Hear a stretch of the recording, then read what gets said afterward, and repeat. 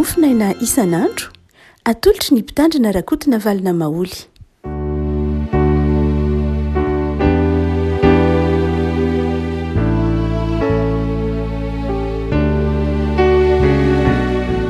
Fagnaraba tsika ary avako malalatra ity Alarobia fa 13 ny volana Septambra ity. Ny Mofonaina voalahatra ao antsika anio dia ny bokin'ny Salamo fa 4:9. Salamo fa 4:9 andiny voalohany ka hatramin'ny andiny 10. Anaran'i Jesosy. Miraha firam-baovao an Jehovah, miraha ho an Jehovah ary tany rehetra. Miraha ho an Jehovah, misaotra ny anarany, lazao isan'andro ny famonjeny mahafaly, amba ho any amin'ny jentilisa ny voninahiny ary any amin'ny firenena rehetra ny fahagagana ataony. Fa lehibe Jehovah ka mendrika hodirana indrindra, sady matahotra fa ambonin'ny Andriamanitra rehetra. Fa ny Andriamanitra ny firenena dia tsinitsinona, fa Jehovah nanao ny lanitra, fa mirapiratana sy voninahitra ny ao anatreny, hery sy fahatsara-tarehy no ao amin'ny fitoerany masina. Ry firenena manomeza ny Jehovah, eny manomeza voninahitra sy hery ho an Jehovah. Manomeza ny Jehovah ny voninahitra ny anarany, mitondra fanatitra ka makanesa eo akanjany, miankofy eo anatrehan'i Jehovah amin'ny fiaingona masina, mangovita eo anatrehany ry tany rehetra, lazao any amin'ny jentilisa fa Jehovah ny mpanjaka, ary zao rehetra ireo vahaolona ka tsy hetsika, hitsara ny olona amin'ny fahamarinana izy. Ray masina reo manao masinana amin'ny fahamarinana ny tenao, ny fahamarinana. Amen. Andininy 10 sy ny andininy 10 no entina mampahelatsika rehefa ko malala. Andininy 10, ambarao any amin'ny jentilisa ny voninahiny. Andininy 10, lazao any amin'ny mpanjaka fa Jehovah no mpanjaka. Lazao any amin'ny jentilisa fa Jehovah no mpanjaka. Ambao any amin'ny jentilisa ny voninahiny, lazao any amin'ny jentilisa fa Jehovah no mpanjaka. Salamo zay manatoerana lehibe ty salamo fa 4:9 ty rehefa malala satria maneho ny mahatokana an'Andriamanitra, maneho ny fahalebiazan'Andriamanitra. Ary Paoly moa dia isa mampiasa ity salamo fa 4:9 ty any amin'ny taratasy nosoratana ho an'ny Koritianina, raha maneho ny maha-izy azy an'Andriamanitra i Paoly. Ny fivavahana jiosy izay nanovo betsaka tao amin'ny salamo, nanamarina kokoa ny bokin'ny salamo, dia isan'izay matetika ampiasaina ao amin'ny liturjia fivavahana jiosy. Noho zany dia manatoerana lehibe, andry lehibe ao anatin'ny fivavahana jiosy ny bokin'ny salamo, maha-boky tononkira azy. Nefa tsy hoe boky tononkira fotsiny ihany ny bokin'ny salamo, fa boky izay mirakitra fahendrena ka matetika ampiasain'ny jiosy, fivavahana jiosy. Fivavahana jiosy moa isan'ny fivavahana trana indrindra raha tsy izy arana azo lazaina fivavahana zokiny indrindra eto ambonin'ny tany, satria efa 3,000 taona no any zany zao ny mihoatra azy zany ny fivavahana jiosy raha toa ka manomboka any amin'ny Abrahama isika, dia efa azo lazaina ho 3,000 taona na 4,000 taona latsaka aza ny bokin'ny ny fivavahana jiosy.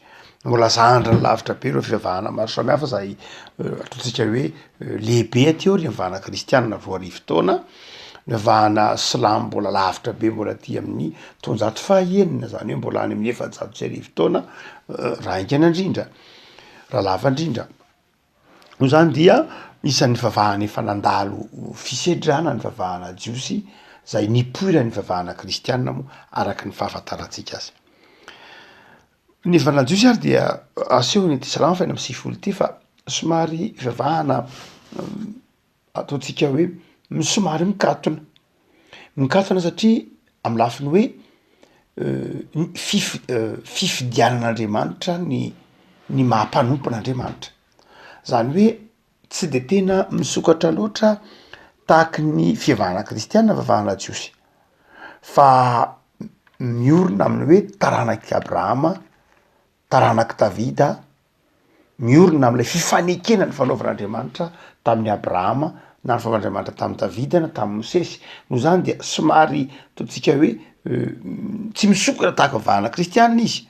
Fivavahana kristianina dia naoriny Jesosy zay miteny hoe mandeha any amin'ny firenena rehetra, ataovy mpianatra ny firenena rehetra, fa novana jiosy a dia mifanohitra kely am'izay ny fivavahana jiosy a dia ny olona ny manatona eo afovoany raha ohatra ka ho an'ny olona mpampianatra fizika de ny hoe mouvement centripète zany hoe ny olona ny mihamanatona makeo ampovoany tsy de tena fomba ny jiosy loatra lay hoe manao tafika masina tahaka vavahana kristianina vavahana kristianina manao tafika masina mandeha avy eo amin'ny ivo no mandeha miparitaka mouvement centrifuge zany hoe mandeha miparitaka mandeha miala mandeha miparitaka ny manodidina ny varana jiosy kosa dia mihamanatona ny ivo azay matonga atsika miteny hoe somary mikatona kely ny vavahana jiosy nefa eto dia amin'ny andininy fahatelo sy andininy fafito dia atao mifanohitra am'izay fomba fijery mahazatra zay hoe hoy ny mpanao salama manao hoe mandehana mbarao any am'jentilisa ny voninahitr'Andriamanitra mandana lazao any am'jentilisa fa Jehova no mpanjaka zany hoe nitory fisokafana zay eto an'le vavahana jiosy nitory fisokafana amin'ny lafiny hoe lay Andriamanitra de ilaina ny ampahafantarana azy ny olona rehetra ilaina ny ahafantarany olona rehetra an'Andriamanitra ao amin'ny testamenta taloha ao amin'ny salama ary amafisiny testamenta vaovao hoe ny antsony hoe mitory ny filazantsara de mba hampahafantatra an'Andriamanitra ao am' Jesoa raha toa ka mamaky ity andininy vitsivitsy ity tsika ifampahirezana le havako dia inona ny dikan'le teny hoe ambarao any am' jentilisa ny voninahiny lay jentilisa aloha dia goïme moa ny teny hebreo izay nazahoana ny teny hoe ethnie am'teny grika na ethnie milaza lay olona manana lay vahoaka manana kolotsaina lay olona manaiky ara-monina manana miara-monina satria manana kolotsaina iombonana mety manana fiteny iombonana mety manana zavatra iraisana amin'ny lafiny kolotsaina tsy hoe amin'ny lafiny ara ekonomika loatra ny antsona hoe ethnie tsy hoe manana fivelomana iombonana izy tsy zay loatra tsy lay hoe tsy lay lafiny materiel ny mampiombona azy fa lay lafiny kolotsaina lay lafiny fifandraisana maha olona ao anatin'izany ny fivavahana ao anatin'izany ny fomba ao anatin'izany ny fiteny zay le hoe goïme de mandehana lazao amin'ny firenena rehetra zany mandehana lazao amin'ny firenena zay manana ny maha izy azy raha toa ka mamaritsika hoe inona moa no maha-etnie etnena ny maha-etnie na ny maha goïme na ny maha firenena ny firenena de zao ny olona izay manana ny fombany ny olona zay manana ny tantarany ny olona zay mana zay maha izy azy dia mandehana lazao am'izany vondron'olona manana fototra izany Andriamanitra mandehana ambarao amin'ny firenena izay manana ny tantarany firenena manana ny kolotsainy firenena manana zay maha izy azy andana mpahafantaro any ny voninahitr'Andriamanitra tsy hoe tsy ilaina akory ny atao satria be deaibe ao amin'ny testamenta taloha lazarany hoe vahoaka be deaibe tsy voatery goïme ihany na tsy voatery ethnie ihany fa misy isan-karazany fa izay lazain'ny testamenta taloha eto zany de ny hoe mitodika amin'ireo firenena manodidina azy zany ny mpanao salama eto satria nisy firenena be deaibe nanodidina ny firenena jiosy nisy be deaibe misy ny nandresy azy nisy ny resiny de hoy ny mpanao salama hoe mandehana makany am'ireny fireneny reny mandehana makany am'ny fireneny reny dia ambarao am'ireny fireneny reny ny voninahitr'Andriamanitra rehefa miteny eto hoe ny voninahitr'Andriamanitra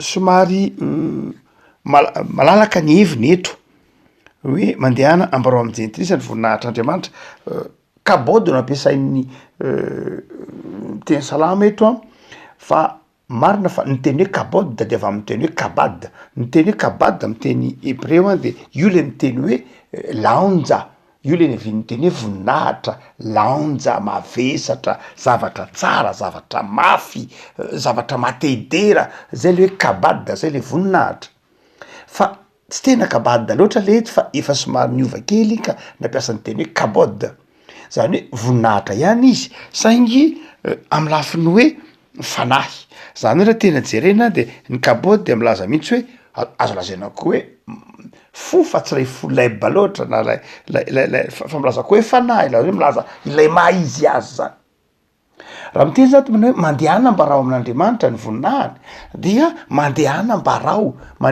mandehana mbarao amin'ny jentilisa ny voninahitr'Andriamanitra de milaza hoe mandehana mbarao amin'ny jentilisa ilay maha-izy azy an'Andriamanitra. Mandehana mitory amin'ny jentilisa ny maha-izy azy an'Andriamanitra mba hahatonga ny jentilisa anome voninahitra sy saotra ary iondrika amin'Andriamanitra. Zany hoe lay hoe fanambarana ny voninahitr'Andriamanitra zany de efa conséquence, efa vokatra rehefa ambaranao ny maha-izy azy an'Andriamanitra de manjary miariary ny voninahitr'Andriamanitra, manjary mavesa-danja eo amin'ny jentilisa zany Andriamanitra. Raha toa ka mamaky ity salamo ty azy sika ka manaraka tsara ny torohevitry ny salamana hoe mandehana mbarao amin'ny jentilisa, mandehana mbarao amin'ny olona amin'ny firenena rehetra lay maha-izy azy an'Andriamanitra mba hanomezany voninahitra an'Andriamanitra. De inona le maha-izy azy an'Andriamanitra asehon'ity salamo ity? Faravakely misy zavatra telo mazava tsara. Dia voalohany indrindra dia ny finoana an'Andriamanitra, ny mahatokana an'Andriamanitra. Andriamanitra de Andriamanitra tokana. Andriamanitra tsy azo amparafesina. Andriamanitra tsy maro ka hoe makatsina makary. Ny firenena nanodidina ny Israely na ny zanak'Israely dia saika polythéiste avokoa, zany hoe firenena nanan'Andriamanitra maro. Maro mazava ho azy fa samy hafa ny toetran'ny firenena mivavaka amin'Andriamanitra maro sy ny toetran'ny firenena mivavaka amin'Andriamanitra tokana. Raha ohatra zao ka mijeritsika dia ny civilisation tove ny sinohatra dia mivavaka amin'Andriamanitra maro, azo fatarinao zay mihitsy polythéiste ny firenena maro tany Antsinanana, zay tsy hitovy toetra mihitsy amina firenena monothéiste ny toetrany, raha toa ka lafo ny toetra fotsiny zany zay. Fa etona dia manazava ny mpanao salama fa Andriamanitra de tokana, tsisy Andriamanitra maro. Ary ny Grika dia nanompo Andriamanitra maro, ny Romanina nanompo Andriamanitra maro, fa ny fivavahana jiosy, ny fivavahan'ny testamenta taloha zany sy ny fivavahan'ny kristianina, ny fivavahantsika zany dia maneho sy manamafy ny mahatokana an'Andriamanitra. Ary io Andriamanitra tokana io de Andriamanitra nahary zao rehetra zao, Andriamanitra mitondro zao rehetra zao, de mandehana mbarao amin'ny jentilisa mahatokana an'Andriamanitra, mandehana mbarao amin'ny firenena rehetra mampahary an'Andriamanitra. Isan'ny maha-izy azy an'Andriamanitra mihitsy nahary zao rehetra zao azy. Revako malala raha mitory an'Andriamanitra isika ary, Andriamanitra manahoana mitonga antsika any amin'ny fiarahamonina, Andriamanitra manahoana no torintsika toetran'Andriamanitra manakory no hoentitsika any amin'ny jentilisa rehefa mitory an'Andriamanitra isika. Andriamanitra maika hitsara ve? Andriamanitra maika hikapoka ve? Andriamanitra manapetra ve ny heriny? Andriamanitra voafetra ve? Andriamanitra tsy miaino afa-tsy ny ataontsika hoe ny tokony olona vitsivitsy ihany ve? Andriamanitra manavakavaka ve? Andriamanitra lavitra ny sahirana ve? Andriamanitra tsy miaino afa-tsy ny vavaky ny mpanan-karena ny tany mandroso ve? Sa Andriamanitra manaiky anaraka ny sitrapon'ny olombelona ve? Andriamanitra manaiky anaraka ny sitrapon'ny tany mandroso. Zany ve ny Andriamanitra torintsika. Fa eto ravako malala de tsy tokony ho adonona mihitsy de zao fitiavan'Andriamanitra, tokan'Andriamanitra ao am' Jesosy Kristy tompo Andriamanitra. Ary rehefa mitory an'Andriamanitra isika de tsy tokony ho adonontsika zay fahalebiazan'Andriamanitra, tokana tsisy afa-tsy izy, mitondro zao rehetra zao, mamonjy zao rehetra zao, tia ny olombelona tamin'ny alalan'i Jesosy zanany. Rehefa takatry ny jentilisa, rehefa takatry ny olona zay fahalebiazan'Andriamanitra, ny mahatokana an'Andriamanitra, ny mahakaiky an'Andriamanitra izay dia manome voninahitra an'Andriamanitra izy. Fa zay lafitahatra faharotsika teo hoe asehony hoe maha-izy azy an'Andriamanitra koa asehony salama fahina amby 9 eto dia izao zay ilay Andriamanitra tokany zay dia Andriamanitra mamindra fo. Andriamanitra mamindra fo. Tokana tsy manam-paharoa ary asehony mpanao salama hoe tompon'ny hery sy ny fahefana, tsy haitohaina. Zay lay Andriamanitra tsy azo toerina fa manan-kery, manam-pahefana. Zay le asehony mpanao salama eto. Tsy amin'io salamo am'vakitsika eto ihany fa amin'ny salamo manontolo mihitsy dia mitsara ny fahalehibiazan'Andriamanitra, hitsara zao tontolo zao araka ny rariny izy, ary ny firenena amin'ny fahamarinana da tsika mandiny ny fahatelo ambin'ny folo ano any zany. Re afako mampifikitra atsika amin'ny finoana ny fahafantarantsika n'Andriamanitra.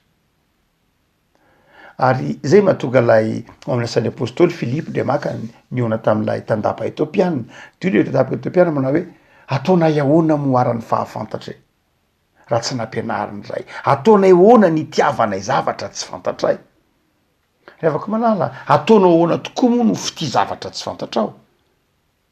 Tsy misy hoe za tia ny tanindrazako nefa le Madagasikara, nefa le tanindrazanao tsy fantatrao.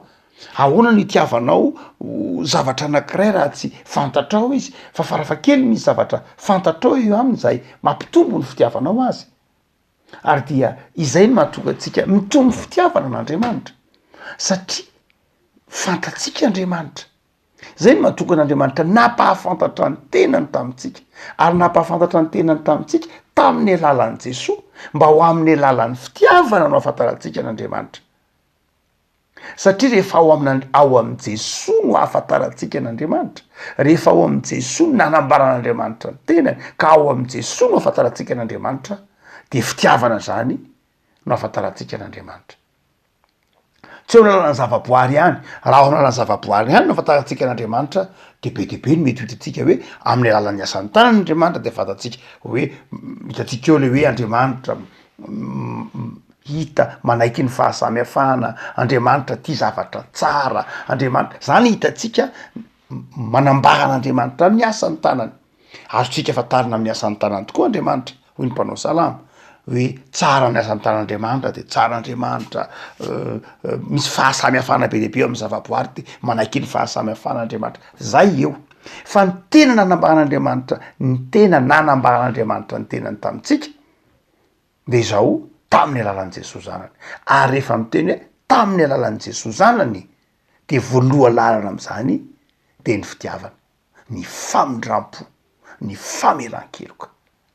No zany rehefa malala dia rehefa mampafantatra an'Andriamanitra amin'ny goïma, na mampafantatra Andriamanitra amin'ny firenena ianao, mampafantatra Andriamanitra amin'ny mpiarabelona aminao de zao aza donoina fa lay fitiavan'Andriamanitra no ampahafantarinao azy. Apatsahivon'ny olona fa tian'Andriamanitra izy na ratsy ara, tian'Andriamanitra izy na mpanota azy, tian'Andriamanitra izy na meloka ary, tian'Andriamanitra izy na izy. Ary tian'Andriamanitra ho avaozina, tian'Andriamanitra ho vonjena, tian'Andriamanitra ho eo aminy ampy ho an'ny olona rehetra ny fitahin'Andriamanitra. Ny tanan'Andriamanitra tia hamindra fo, ny tanan'Andriamanitra tia hanolotra, fa ny olombelona ny mandà. Isika ny mandà ny tanan'Andriamanitra, isika ny mandà ny famindram-pon'Andriamanitra, isika ny manosika n'Andriamanitra hiala amin'ny fiainantsika, fa Andriamanitra efa nanatona antsika. Tonga antsika any amin'ny fiarahamonina ve zany?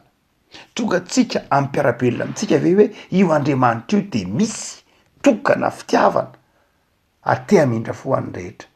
Ndray tsy de zay loatra ny tonga antsika any, ndray zay tsy toetra n'Andriamanitra izay asehon'ny salamo zay ny tonga antsika any, fa ndray mety toetra n'Andriamanitra mifanandrify amin'ny toetrantsika olombelona, mety Andriamanitra mpamaly faty ny tonga antsika any, mety Andriamanitra ataontsika koa hoe mpitsara ny mahamaika antsika tonga any. Marina loatra fa hitsara Andriamanitra, fa miloha ny fitsaran'Andriamanitra ao amin'i Jesosy de zao mamindra fo izy aloha, ny taonan'ny olona hiverina ao aminy, taonan'ny olona hiaraka aminy. Fa ny fahatelo zay am'mpanao salama eto afaka malala dia Andriamanitra koa de mamalina tao, mamalina taon'ny olona.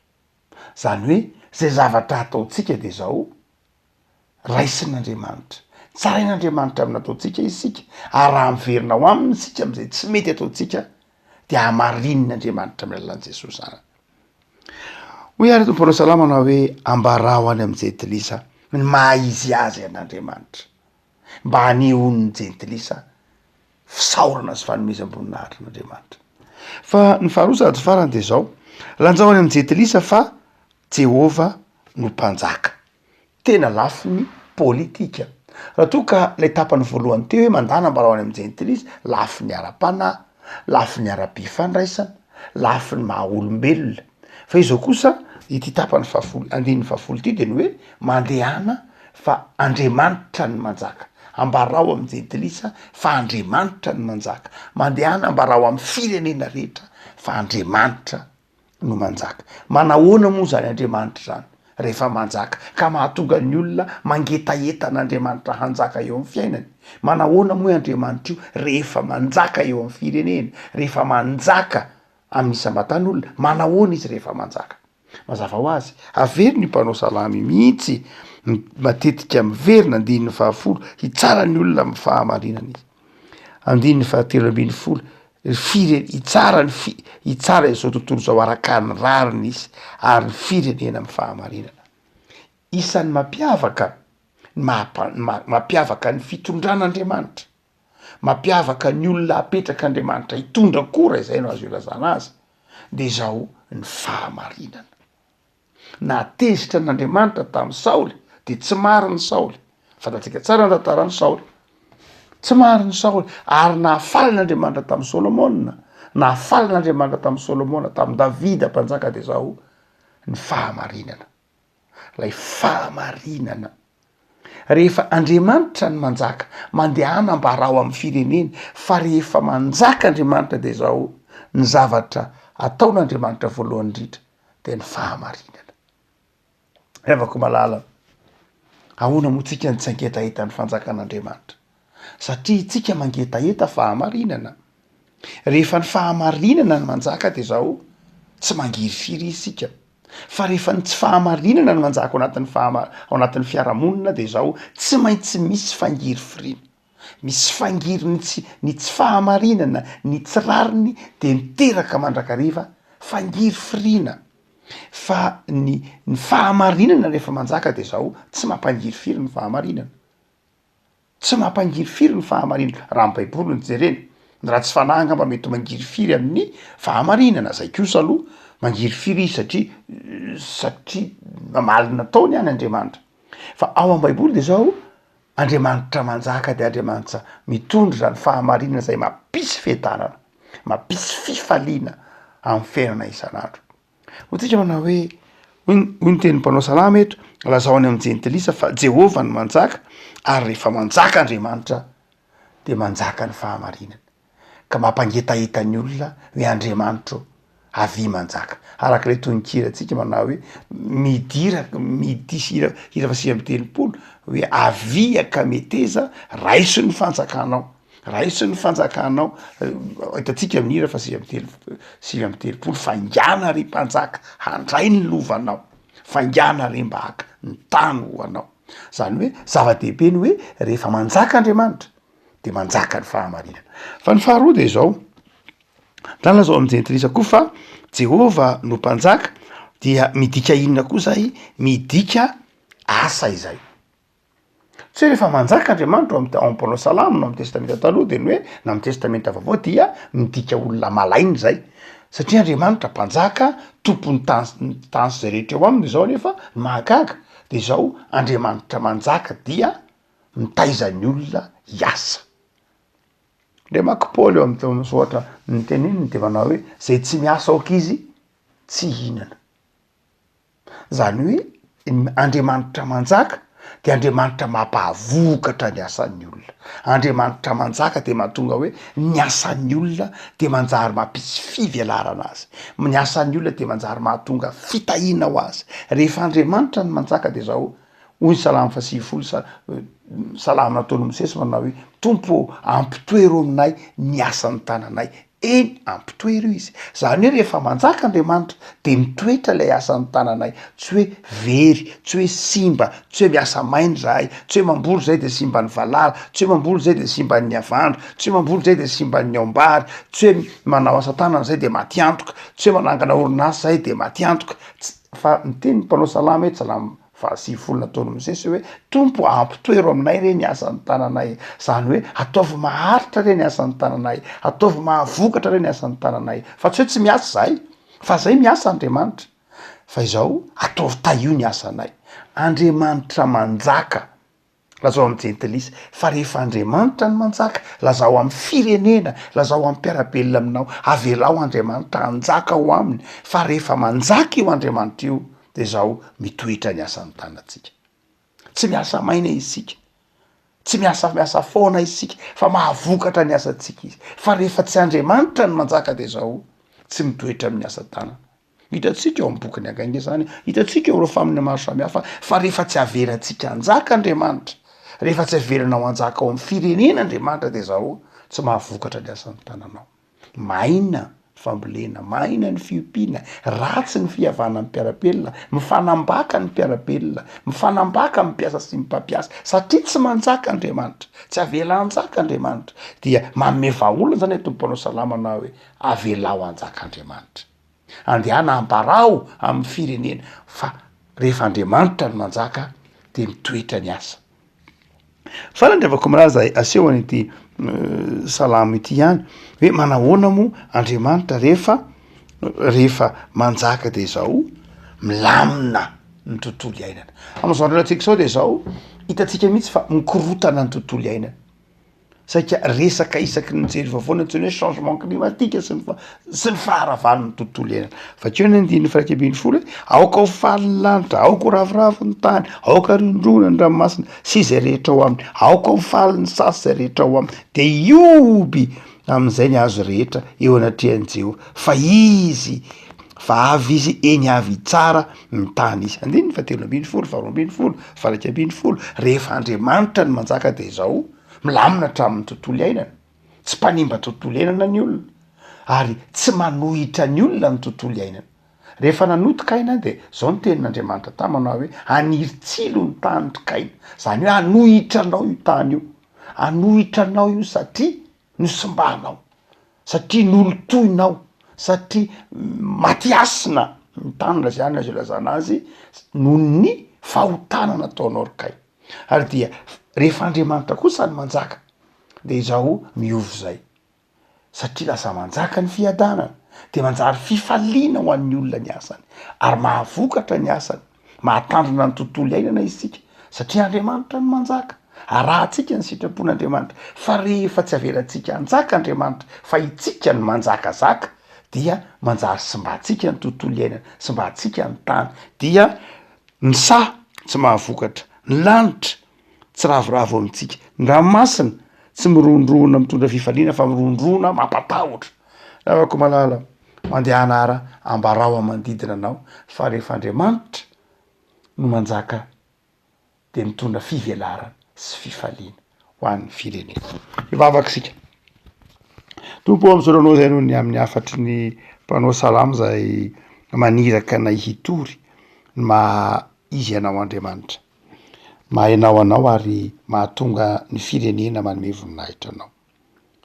Rehefa ianao no toriana, rehefa ianao no ambara, rehefa ianao no manjaka, de miova ny fiainana isan'andro. Fa tsy averanay anjaka ianao, ny tenanay ihany ny tianay anjaka, ny sitraponay ny tianay anjaka, ary dia manohitra anay na ny tany na ny zava-boary, ary ny asan'ny tananay ara tsapanay ho tsy maharitra, satria tsy ianao no mitondra, fa zahay sy ny sitraponay, ny fahotanay no mitondra anay.